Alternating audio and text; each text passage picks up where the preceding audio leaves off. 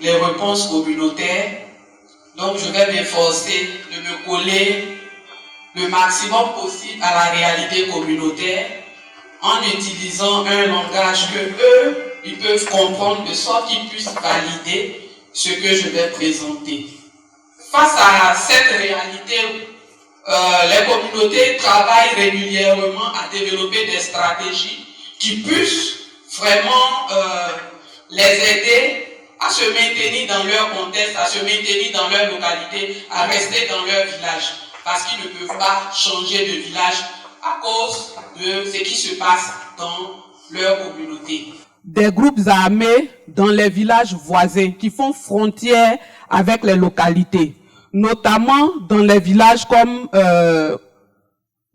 Sandana, Toubo. Ça, ce sont des villages qui sont confrontés vraiment à ces réalités-là. Parce qu'il n'y a que le fleuve qui les sépare du pays voisin. Et cette présence-là induit une autre réalité, c'est que les communautés qui sont des frères, qui sont des parents des villages voisins du côté de la Côte d'Ivoire, traversent facilement la frontière et se retrouvent dans ces localités pour essayer de se retrouver dans des villages plus paisibles. D'autres résultats, c'est la pression sur les ressources.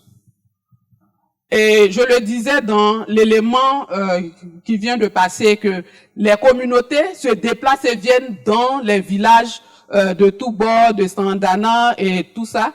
Et ça fait que dans ces localités, la demande en termes d'utilisation de terre et d'eau est devenue forte. Et qui dit déplacement de population parle de tension de cohabitation. Le présentateur disait tout à l'heure que la jeunesse est vraiment une vue de l'esprit. On est jeune, c'est une mentalité. C'est des gens de 60 ans, de 50 ans qui représentent la jeunesse. Donc la vraie frange de jeunes n'est pas pris en compte. Donc eux, ils sont à côté et vaquent à des occupations que personne ne contrôle. Ils ont la liberté d'aller et de venir dans des contextes à risque, sans être inquiétés. Donc, il y a cet élément-là. À ce niveau aussi, on a décidé de donner plus de valeur, plus de place, plus de poids aux jeunes et aux femmes en termes d'utilisation des terrains, des champs et autres. Donc, on donne plus d'espace aux jeunes, de sorte que ces espaces-là soient sécurisés par les fils de la localité. L'autre élément aussi important qu'on veut partager avec vous ici et qui a été initié un peu par les Peuls, c'est le système des délégués. Ils sont tout le temps dans les conflits entre éleveurs et agriculteurs, mais beaucoup de fois, ils ne participent pas véritablement au règlement. Alors, avec ce système, les Peuls sont à tous les niveaux de règlement.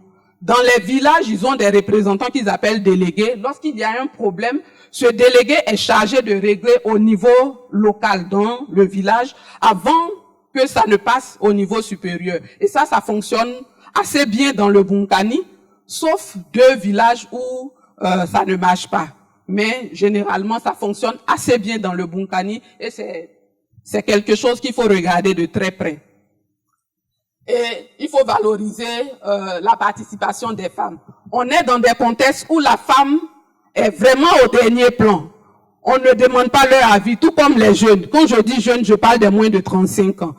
Et c'est une localité où la jeunesse, quand on dit jeune, on voit le petit garçon. On ne va jamais te présenter une jeune fille. La jeune fille, soit elle est enfant ou elle est femme mariée, elle est mère. Donc, il faut faire en sorte qu'il y ait de l'espace pour ces jeunes filles-là, pour faire des choses avec ces jeunes filles, pour faire leur promotion et leur donner la parole.